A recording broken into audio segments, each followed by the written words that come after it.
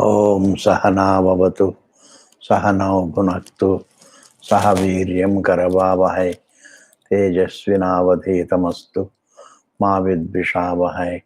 Om Shanti Shanti Shanti Shruti Smriti Purananam Alayam Karunalayam Namami Bhagavatpada Shankaram Loka Shankaram Shankaram Shankaracharyam Keshavam Badarayanam Sutra Bhashya Kritau Vande Bhagavantau Punah Punah. See, apetam and upetam, these are the two words you have to understand. Upetam means endowed with. Apetam means free from. Here it is jivapetam mriyate, natu jivo mriyate. It's a quotable quote. You can memorize this particular line. What is bereft of consciousness dies. What is free from identification with conscious, whatever there is, this body, when the jiva is not identified, the jiva's identification with the body becomes unmanifest, let us say. Jiva's identification with the form gets snapped. Then, minus the jiva, the body dies. Jiva apetam mriyate, natu jivo mriyate. Like a branch, you cut the branch, it is free from jiva, it dries up. You cut the whole tree, it is free from the jiva, it dries up. But the jiva doesn't die, consciousness doesn't die. Jiva apetam mriyate, natu jivo mriyate. Jiva apetam mriyate. What is devoid of jiva dies. Therefore, when a person dies, only the body dies. You cut off the hand dies. When you cut off the whole body dies. Therefore, the body can die, the non-eternal can die, but the eternal consciousness cannot die. This is exactly what is to be understood. Jiva petam mriyate, natu jivo mriyate. Therefore, one doesn't have to live with the fear of death. The fear of death is not warranted. If you the whole life, if you are fearing the death, then every second you are dying. And therefore, understand, the fear of death cannot be wished away. The fear of death is, the root of the fear of death is in avidya, non-understanding. If understanding is there would be no fear of death. What is understanding? That in the deep sleep state, you transcend the body. In the death also you transcend the body. In the deep sleep state, you are very much there. And then you come back. You don't really, you assume the thought. What you assume can die. What you can assume can cease to be assumed. You can assume the form. You can cease to assume the form. When the form is not assumed by you, it dies. When the thought, you don't assume the thought dies. The thought becomes unmanifest or dies. Similarly, all these in life, your nationality, your caste, your creed, and your employment, all these are all labels. Even the labels are all assumed by the truth.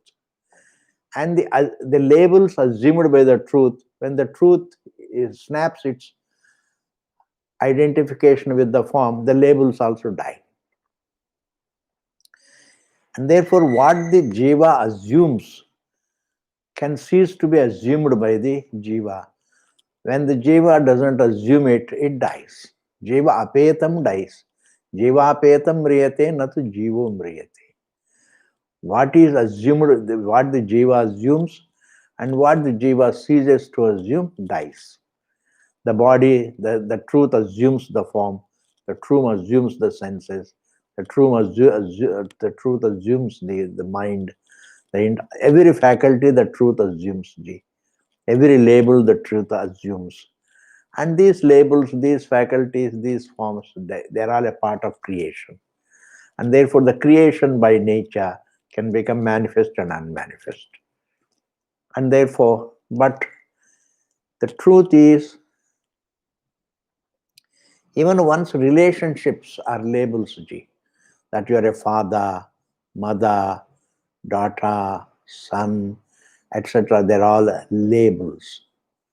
And these labels also, unfilled by the truth, they die. The labels are alive as long as they're filled up by the truth.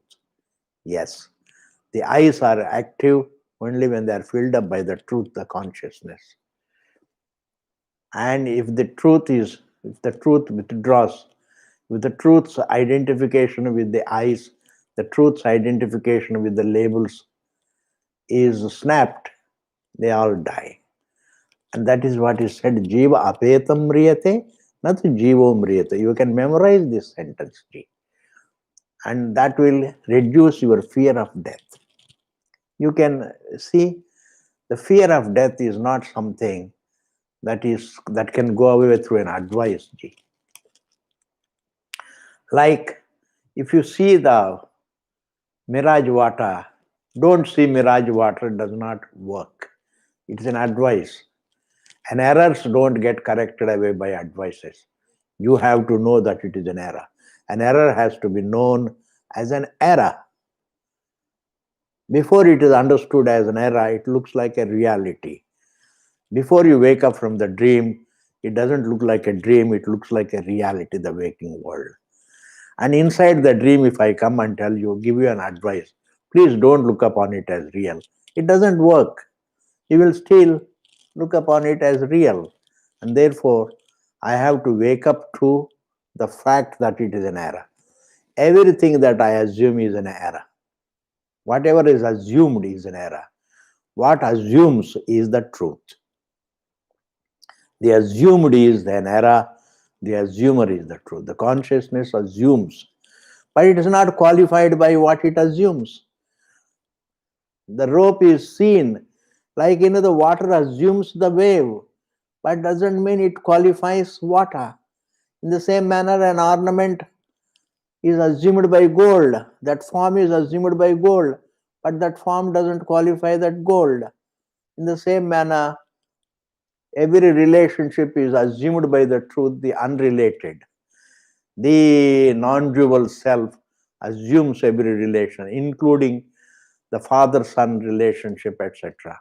All these relationships are assumed, and the relationships die when the assumption is not there. When they cease to be assumed, when they cease to be assumed by the truth, bereft of the truth, they just die. Similarly, even the cause, source and creation relationship. This creation also, as the source, the true, viewed by us, viewed by the Shastra, that the Brahman is the source of the Atma, is the source of the creation. The creation is talked about with the source intact. But Tatparyam is, it is even that relationship, it is the source of the universe, but it's not qualified by the universe. Therefore, the universe is something, that relation, source creation relationship also is a label place. It's a Shastra Kalpita label. Dehoham is a Avidya Kalpita label. I am the Deha is Avidya Kalpita label.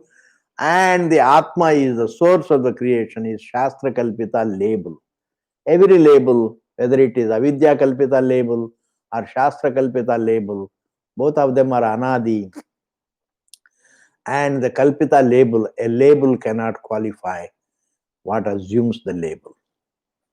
And therefore, Jiva Petam Mriyate, natu Jivo Mriyate. What is assumed by the Jiva? When it ceases to be assumed, it dies. Natu, consciousness never dies.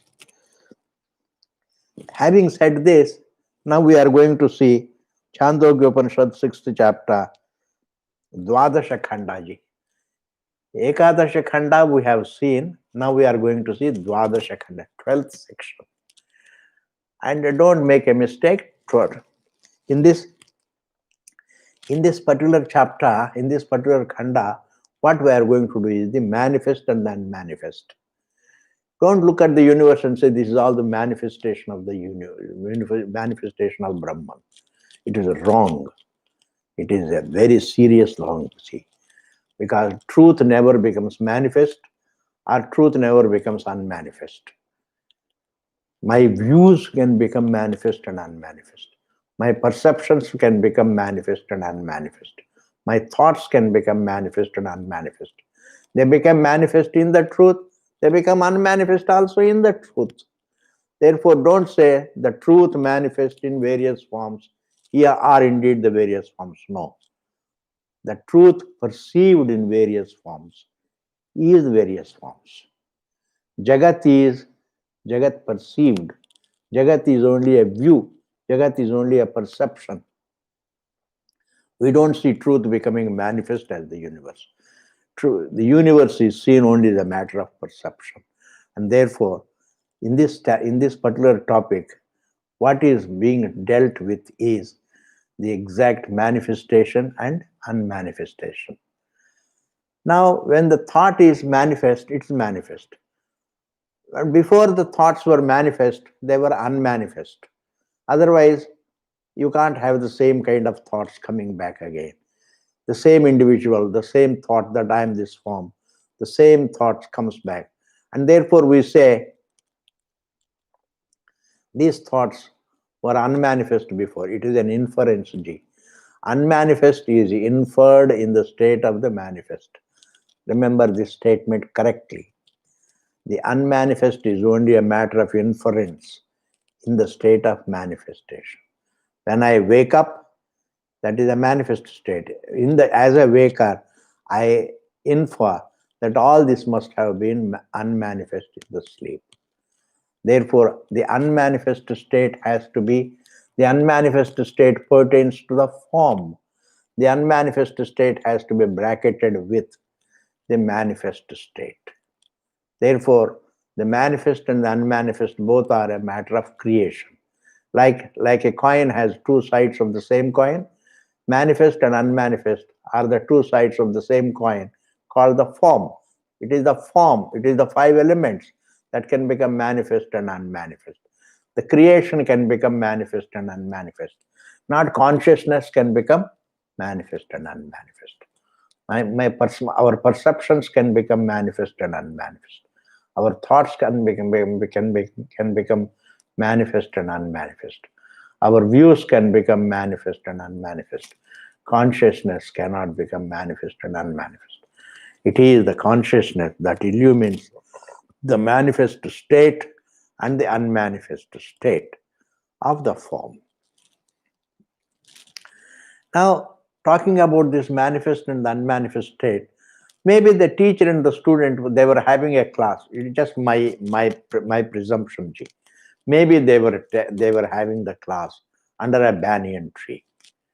Under a banyan tree, because banyan trees are always used for holding classes. In those days, for holding Vedanta class, you don't require a big institution, a big hall, a big this, a big that. Adambrata is not necessary for holding Vedanta class. For understanding the truth, you don't require to organize anything. Therefore, Vedanta is not an organized religion. It is not an organized thing. Under a tree, you can sit and then know the truth. You can hear the truth. You can be a householder and know the truth. You can be a sannyasi and know the truth. You can be a brahmachari and know the truth. You can be a vanaprastha and know the truth. Because the truth is not qualified by any label. But you require to have vairagyam. Vairagyam is there, you can know the truth. And right vichara, samyak vichara, shama, dhamma, uparati, titiksha, shraddha, samadhanam. These values, if you have, you can know the truth, Ji. In order to know the truth, you don't require any physical conditions. You require to be peaceful in order to know the truth. Like in order to know the floor of a well, the water has to be peaceful. Similarly, in order to know the truth, you have to be peaceful. And anybody can be peaceful by following dharma. Dharma guarantees mental peace. There is no other way. Yoga doesn't guarantee mental peace. It's all wrong. Yoga guarantees physical health, perhaps, but peace is something that is guaranteed by right thinking, right values, right attitudes. If you are violent and think that you can be peaceful, no. If you are greedy, you cannot be peaceful. If you are full of desires, you cannot be peaceful. If you are jealous, full of jealousy, you cannot be peaceful. In fact, impulses guarantee disturbances. Impulses guarantee disturbances. Do you hear, please? Impulses guarantee disturbances. Whereas control of impulses guarantees mental peace. And mental peace means relative peace, please. And relative peace is none other than the absolute serenity. And therefore, the absolute serenity is understood only when you are, as an individual, as a jiva, you are relatively peaceful. When you are relatively peaceful, you can understand that truth. And therefore, here coming back to the topic, the student and the teacher, maybe they were sitting under a banyan tree. Because even I studied my Sanskrit sitting under a tree, please. I did a lot of Sanskrit adhyanam sitting under a tree in Rishikesh. Yes, we used to go to we used to go to some river there, and then under the shade, in the shade of a tree, we used to sit in the sand, and the teacher used to come, and we used to bring pakodis for him, and then pakodis, he used to take pakodis, that was his breakfast, and he used to teach us Lagu Siddhanta Kaumadi. And therefore, please, let us not think that Hinduism, Vedanta, is an organized religion. For an organized religion, you need institutions, you need halls, etc. But this is a kind of a value. You are living for understanding the truth. That is called Vaidika Dharma. You live everything. You connect everything in life to knowing the truth. You pray for the knowing the truth. You follow values for knowing the truth, and you do your duties for knowing the truth. Every sadhana you follow in order to know the truth. And that is why it is called Vaidika Dharma. So the teacher and the student, perhaps they were sitting under a banyan tree, and then the teacher said, Nyagrodha phalam ataha ahara. Iti. That iti, whenever we come across the word iti, means, the quotation ends. The quotation ends, the direct speech. The teacher tells the students, hey, my dear student, please bring, Brahmachariji, please bring one banyan fruit. Nyagrodha phalamataha ahara. Ahara means please bring. Please bring a banyan fruit. Iti. Idam bhagavaha iti. Then the student says, yes, I have brought it, please take it. This is that Nyagrodha phalam. Idam bhagavaha iti. Bhagavaha means, hey Bhagavan. Hey Bhagavan. Bhagavan is for respect. The teacher is always addressed as, hey Bhagavan. Hey Bhagavan. Iti idam bhagavaha iti. Bhindi iti. Then the teacher says, all right, break it. Bhindi iti. Bhindi iti means, so break it. Iti. Bhinnam bhagavaha iti. Then the student says, yes, it is broken. Kimatra pashyasi iti. Then the teacher asks a question, what do you see in it? Kimatra pashyasi, what do you see in it? Anvyaha iti. Anvyaha means the seeds. Bhagavan, I see the seeds, banyan seeds I see. Very small seeds. They are smaller than mustard seeds. Pashyasi anvyaha iti. Ima dhanaha bhagavaha iti. These dhanas, these small seeds I see. Iti asam anga. Anga means, O a student, anga asam ekam bhindi iti. Please break one of these seeds. Asam ekam. Please break split one of these seeds. Iti. Bhinnaha bhagavaha iti. Bhinna bhagavaha iti. I have broken this one of these seeds. I have broken this iti. Kimatra pashyasi iti. What do you see in that seed? Na kinchana bhagavaha iti. I don't see anything. Because when you break the seed, inside the seed, nothing is there. It is that seed that becomes this whole banyan tree. It is imperceptible. As avyakritam, avyakritam means imperceptible gene. If it is perceptible, then it is vyakritam. Imperceptible means it is avyakritam. And therefore it becomes one with the truth. And therefore the truth itself is called avyakritam. Avyakrita atma. Avyakrita atma means when the vyakritam becomes imperceptible, when it becomes unmanifest, it is not, there is only the truth. Advaitam is there minus the manifest.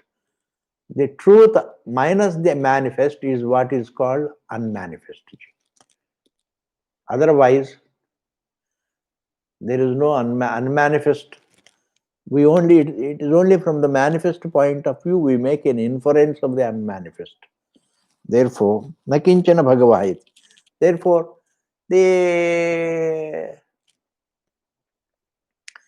what do you see in this seed? Nothing. Then the teacher asks, then the teacher says, Thagam hovacha. Then the teacher tells the student, Thagam hovacha. Yam vai saumya etam animanam na nibhalayase. The split seed, you don't see anything, na nibhalayase, you don't see anything. The tree, the unmanifest tree is, you don't see anything, you don't see. Just as you don't see the unmanifest tree in the seed. Etasya vai saumya eshaha animnaha evam mahanyagrodhastishtati. This entire banyan tree stands, only becomes manifest in this small seed, where you don't see anything. Shraddhatsva iti. Shraddhatsva means please reason. Shraddhatsva means not have belief. I don't think it is not a matter of belief. Shraddhatsva means have shraddha means use logic. Understand. Shraddhatsva means understand. Shraddha means please see the reasoning. Because minus the seed, the tree cannot come back. There cannot be a germination of a plant. And that plant, minus the plant, it cannot become a tree. And therefore the seed is the unmanifest tree. And the tree is nothing but the manifest seed, manifest tree. Tree, when it is manifest, it is a manifest tree. The seed is an unmanifest tree. And therefore, don't look upon them as two things. They are two sides of the same coin. Therefore, which is first, seed first or tree first? This particular thing is wrong. Why? Because they are not two, please. They are only one. The tree as seen is manifest tree. The tree is unseen as unmanifest tree it is. Manifest and unmanifest are the two sides of the same coin. And therefore, you can't say which is first between the two. The tree first or the seed first. I would say this particular thing doesn't arise at all. This particular riddle doesn't arise at all. Why? Because they are not two things. They are not two things, please. They are one and the same. They are one and the same. Shraddhatsva should be understood. Please see the reason. When you see the reason, reasoning is what drives you towards the Shastra. A reasoning person is a thinking person. A reasoning drives you to understand the truth. The reasoning drives you to understanding the truth. Shraddha does not mean just a belief, a blind belief. Because once you use the word belief, then any belief is a belief. A belief by definition is subject to correction, subject to negation. But reasoning is not like that. Right reasoning can never be negated. Right reasoning works. Right reasoning stands. Right reasoning is different from just sense data based reasoning. Anubhava based reasoning cannot be negated. Anubhava based means the experience based reasoning. Like you see, in the deep sleep state, you don't see anything. There is no other. There is no other. But that cannot be in the waking state, you cannot conclude that it is only absence of things. Absence of things in the waking state, you don't experience any absence of things. You always remember the prior presence of things. You don't experience, there is no experience of the absence of things. Similarly, deep sleep state is not absence of things. It is a state of presence of your being. In this manner, you have to use your logic to get the insight into the truth, Ji. Shraddhavan labhate jnanam does not mean the one who believes knows the truth. I don't think that is the right thing. See. I don't believe, I don't think. That's not my approach. Belief is, Vedanta is free from belief, please. Vedanta is. Shraddha does not, pending discovery, you accept. Like science. You accept a thing, pending discovery, pending understanding. That means reasoning only. You reason. Like when you see the smoke, you see, yes, there should be fire around. That is called Shraddha. There should be fire around. There should be fire. When you use the word should, that is called Shraddha. When you see the fire, say, yes, there is fire. Therefore, there should be fire leads to there is fire knowledge.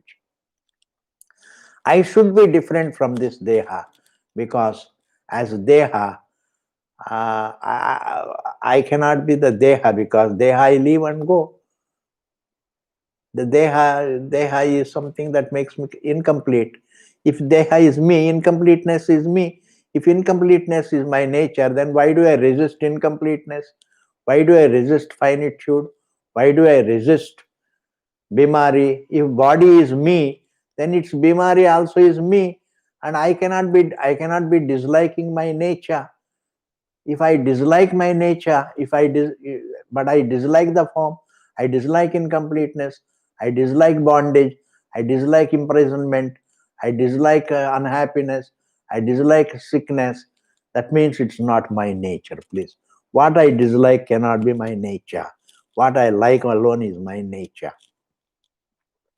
What is universally loved is the nature of the truth, is the nature of oneself. What is universally disliked is not the nature of the self. Why? Because unhappiness is universally disliked. Happiness is universally liked. Freedom is universally liked. Therefore, it is one's nature. This is all logic. This is not something belief, Ji. I should not be the Deha. I should not be incomplete because my entire search is for completeness. I should not be finite because my whole search is for infinitude.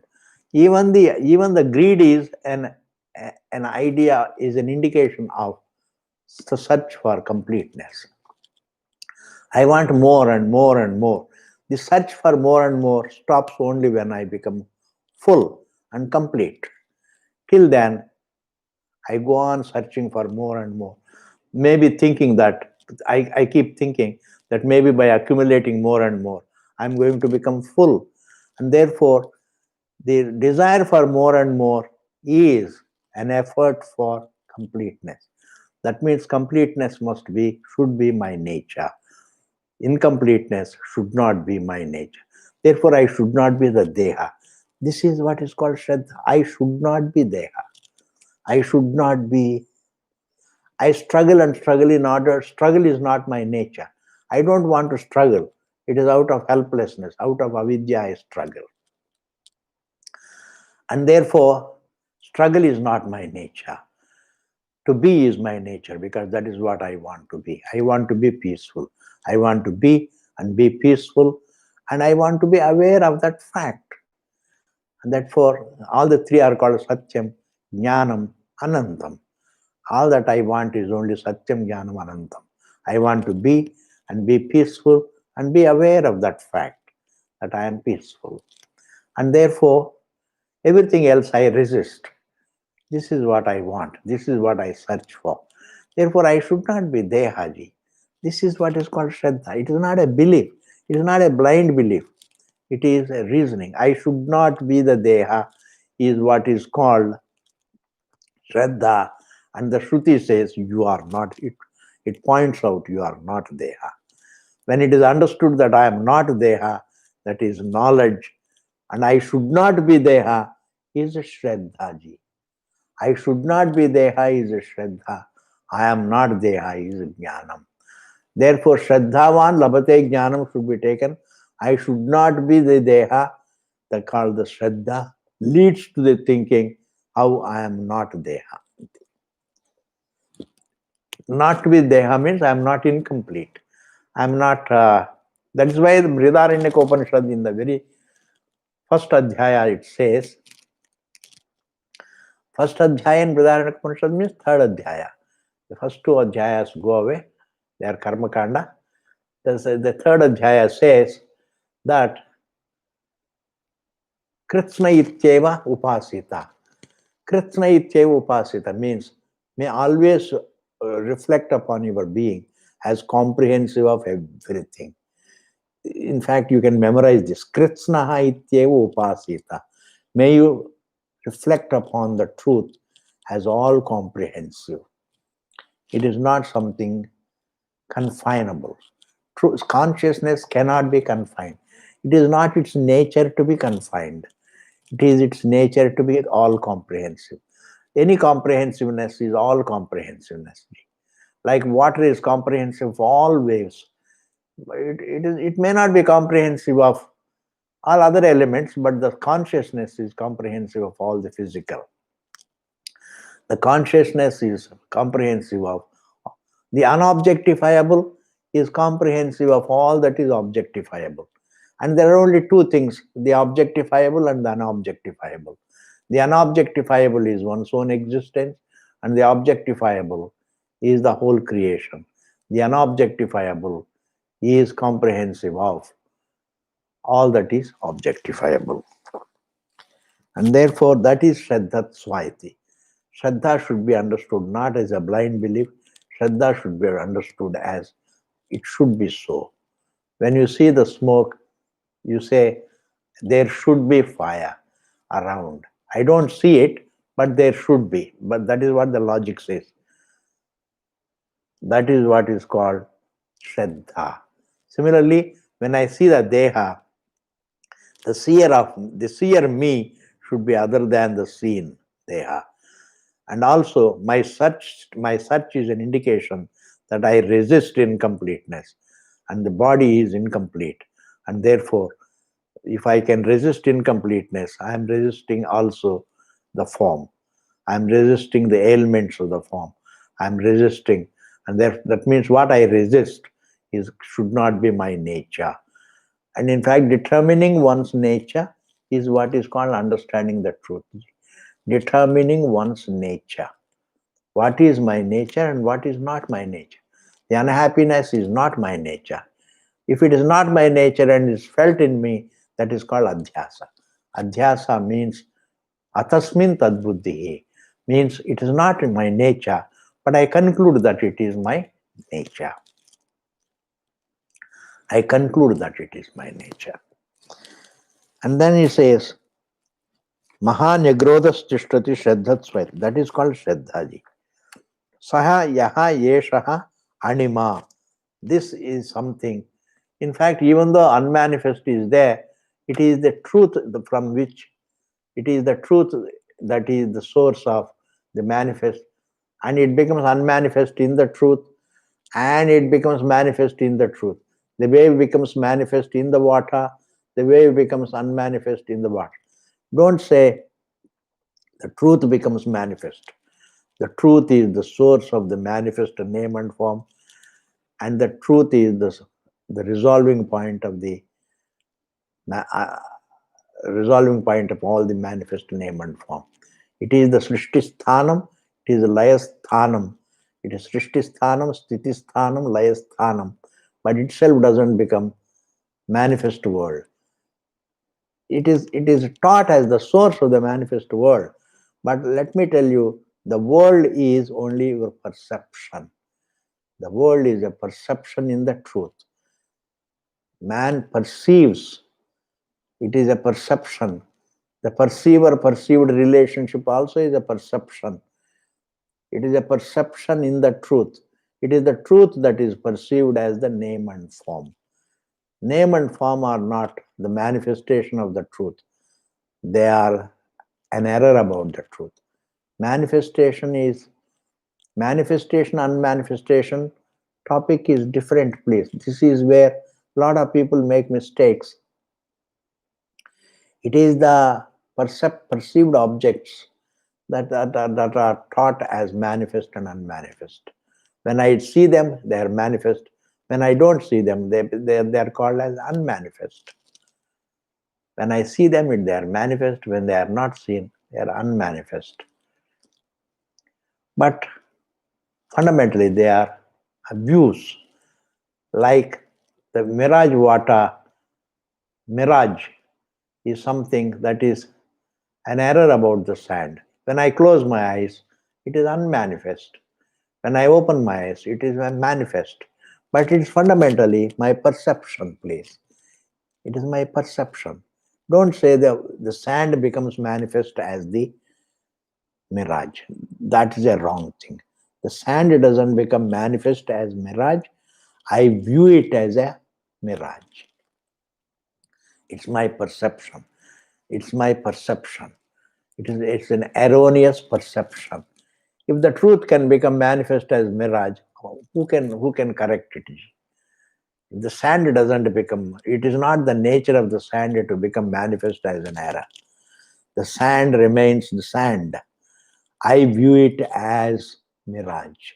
I view it. That view can become manifest and unmanifest. Therefore, manifestation and unmanifestation pertains to my views, not the truth.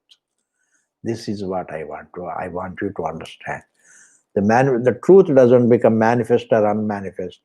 Man's views, the views become manifest and unmanifest. The round earth doesn't become manifest as flat earth. The round earth is viewed by man as flat earth. It is a view. And therefore, the entire creation is a view. Like a dream is a view, it's a perception. And as that it is real is a view. And when I wake up, I understand the dream as a dream.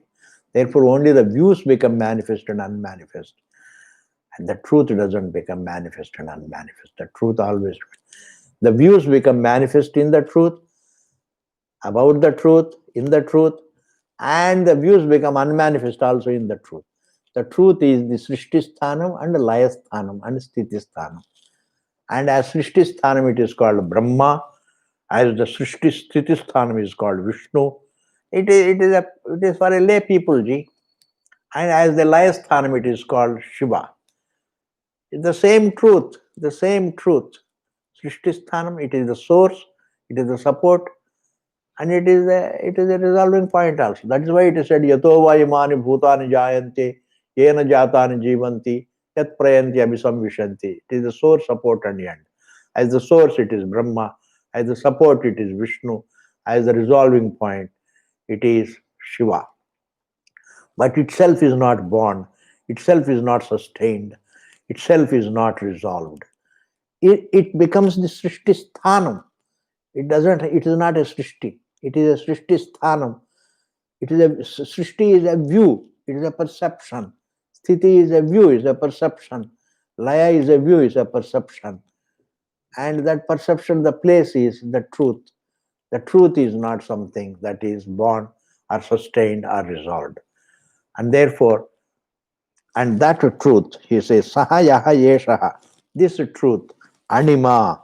Anima means it's very subtle. Aitadatma Midagam Sarvam. This entire universe has its roots, has its being in that truth, in that Brahman, in that consciousness. Aitadatma Midagam Sarvam. Tat Satyam, and that is the truth, please. Tat Satyam means that is unnegatable truth. Sa Atma, and that is the actuality of the consciousness. That is the actuality. That it is eternal is its actuality. That is your actuality. Tatattvamasi. Your actuality is not different from you. Tatattvamasi. That's the what. The entire Jagat has its being in the consciousness, and that to be consciousness is its sole identity.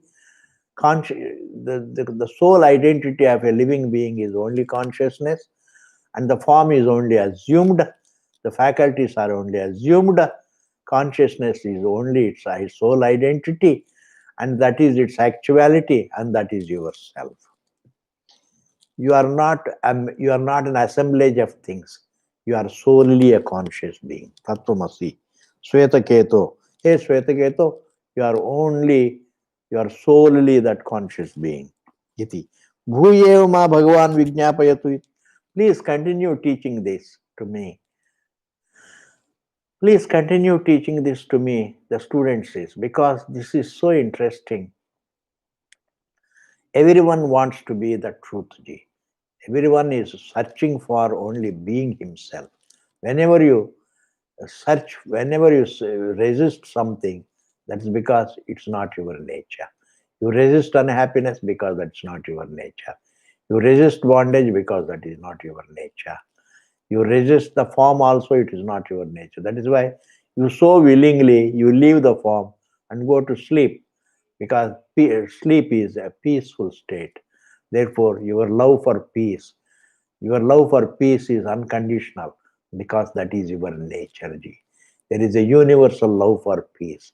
There is universal love for fullness, because that is our nature.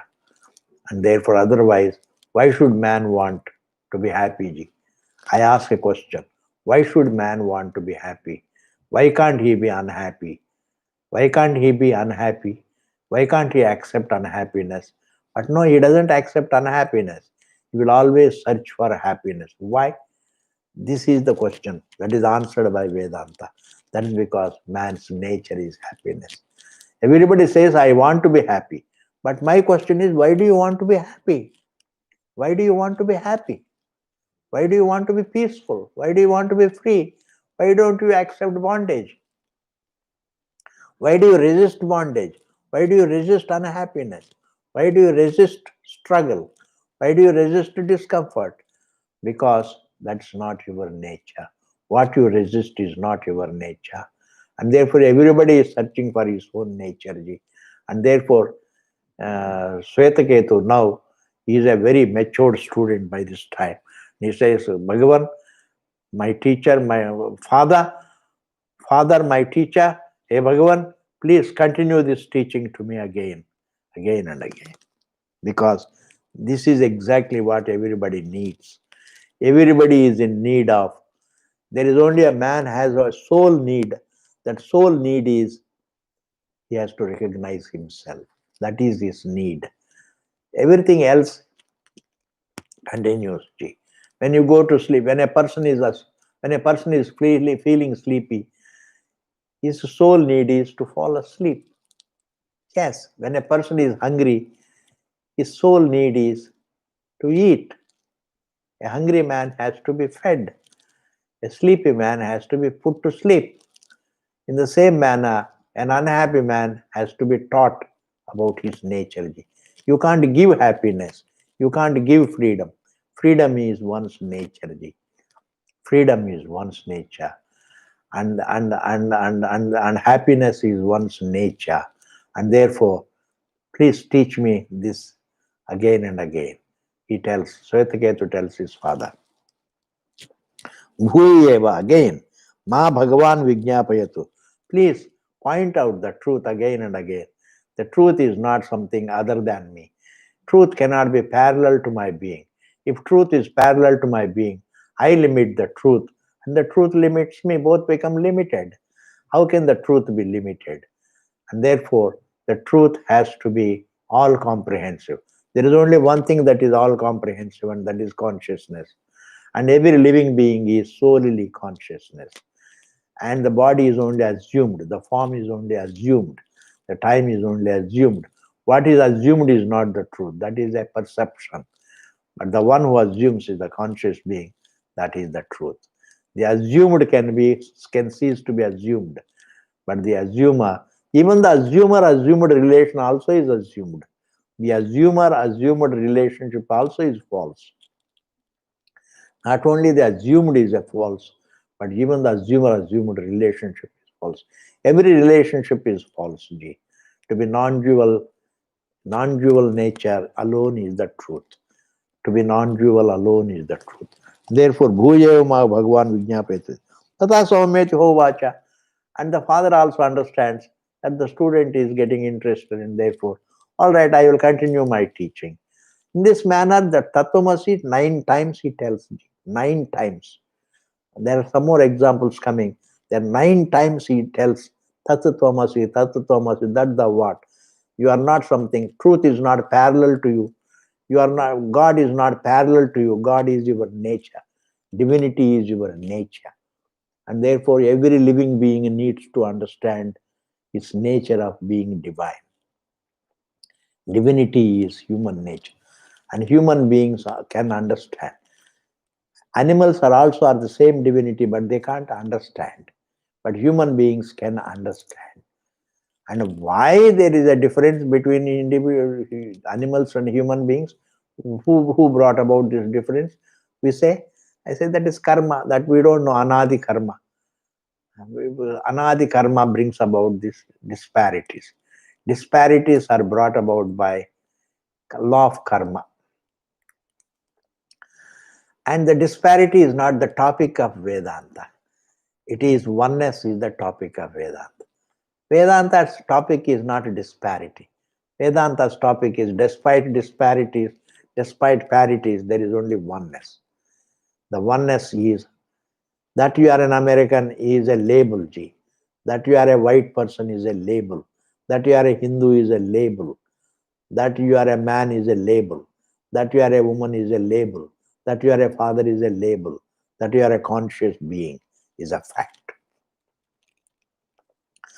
That you are solely a conscious being. You are nothing else. And everything else is mithya. That your consciousness alone is the satyam. And he goes on teaching this again and again. And this we will see in the next class. We will continue this. Just as Uddalaka continues, we also will continue until all the nine Drishtantas are over. Om Purnamadaha Purnamidam Purnat Purnamudachyate Purnasya Purnamadaya Purnameva Vasishyate. Om Shanti Shanti Shanti. Thank you, Ji.